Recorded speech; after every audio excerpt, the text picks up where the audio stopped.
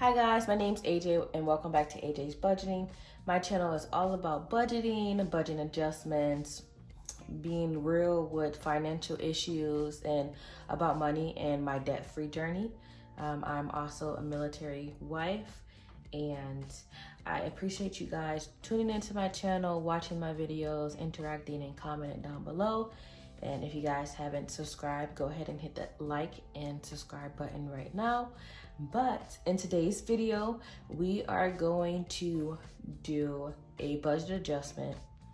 And I get in the habit of doing these weekly, sometimes bi-weekly, monthly, but for this one, it's going to be quarterly. It's gonna be like off a month because I just started doing them. So it's gonna count for March, April, and also May.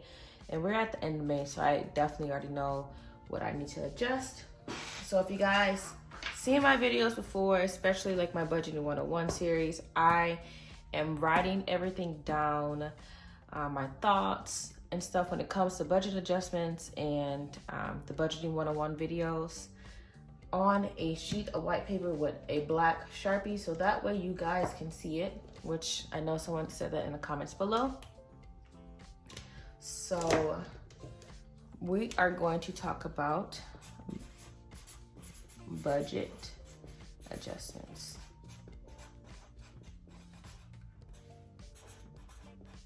And this is going to cover from March to May. So that is what we're going to talk about in this video. And I'm going to write with the thin Sharpie. That way I don't keep writing in bubbles, because if I keep writing with a big tip, my writing is going to get like super close together but bubbly, because that's how I write naturally, but I want it to be legible for you guys. So the first thing that I need to say is bills come first.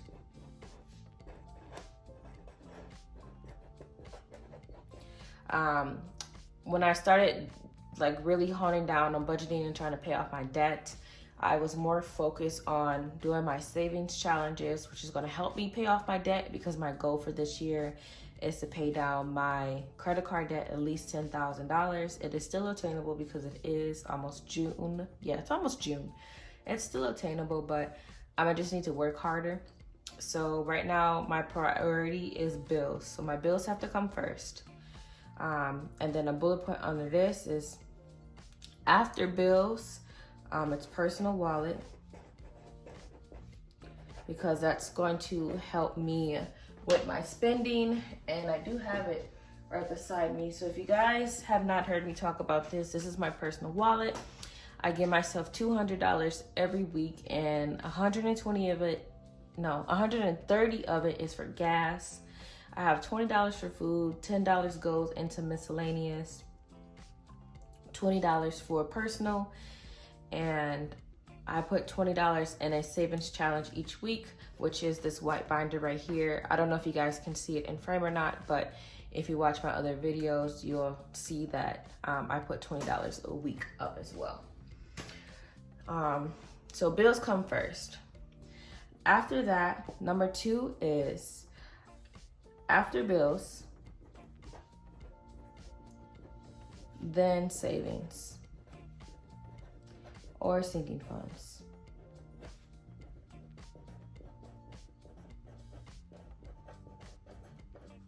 So after I pay my bills, whatever money that I have left over after I allocated money into my personal wallet is going to go to savings and sinking funds.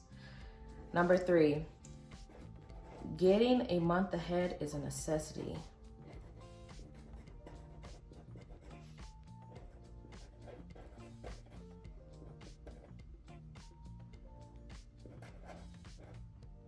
Necessary.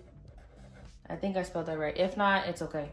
So number 3 is getting a month ahead is necessary. So I did get this binder from Kia Budgets. This is my month ahead binder, and it has all my bills in here for my yearly bills, my monthly bills, or like annual bills, I should say. And this is, I need to save $36.47, but that does include annual bills also. But this is what I'm doing so far. I have stuffed it once, but I'm gonna get back into the habit of doing that because I would personally like to be able to get a month ahead. How I do my bills, I'm technically like half a month ahead, but I want to get a full month ahead and then just start cash stuffing my bills for the month because I am a month ahead. That's something that I definitely want to do. And my goal is to do that by the end of the year. Number 4, I'm an hourly employee. I'm not salary. So that means if I don't go to work and I be sick, like the last 3 months from March, even until May, like end of May, I have been extremely sick. And I honestly think it's my workplace. My environment is not the best environment there. And I work in healthcare. So if you work in healthcare, you'll know some of the struggles. I'm not gonna go into any details, but my last day at that job is June 12th at night. I work at a hospital. And I actually got hired at another hospital completely already. And I'm gonna be starting that job at the end of June. So I'm super excited for that. And you might not see as much videos from me because I'm gonna be switching over and I need to see what my pay is gonna look like and everything because this is a new environment for me. So into the spiel of that while I'm saying that I am a hourly employee because I can't base my budget off of, what's the word? I can't base my weekly budget off of what I'm getting paid because it's not accurate. So I'm just gonna say hourly pay is not always accurate.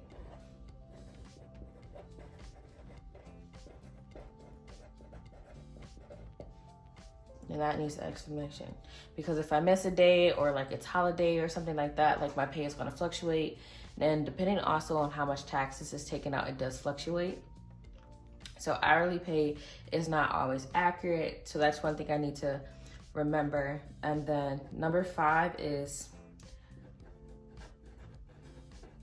budget weekly when I know how much I'm getting paid.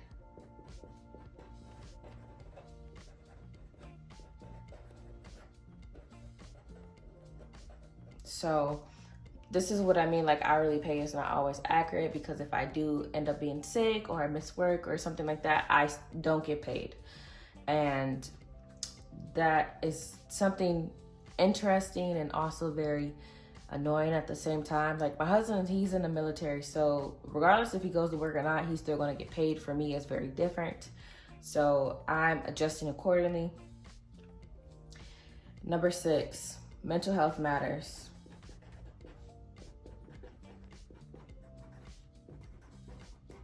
And the reason why I say that is, one, when I'm sad or like I'm going through a really hard time or anything, like one, I get sick. Like my body just gets sick. Me and stress do not get along. And I'm realizing that now. And I just want to say to whoever's listening, if you're still watching the video, thank you. I appreciate you. But just because you love your job and the people that you work with does not mean the environment is going to be good for your health. Because there was plenty of times when I was at work crying, like didn't want to be there, giving my patients like 110%, but I'm only smiling when I'm going in their room. I'm just keeping to myself. And I'm naturally an introverted person, but I can be an extrovert when I want to. And it may not come throughout on my YouTube videos, but I'm happy-go-lucky. Like I'm a night person, I'm not a day person, and whatever. But for me, when my mental health is in the toilet, I spend money. I spend money on random stuff and that I don't need to. So I need to prioritize this because this is where my impulse buying comes from.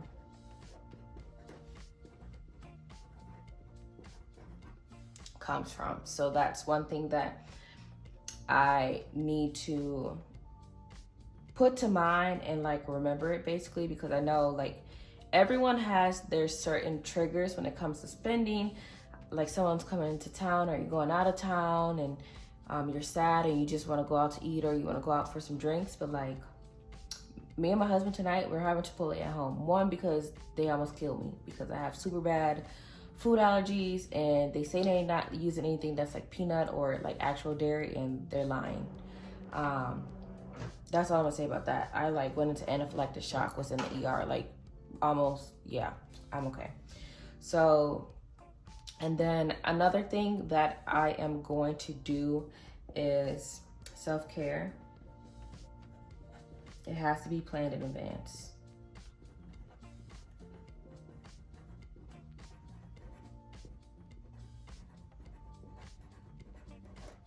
So what I mean by that, you guys notice that my nails are not done. I'm not getting them done because I have to put my money in other focuses right now. The only thing I might need to do is get like some nail polish or something or dip, because for me, I pick at my nails and it's not a healthy thing to do.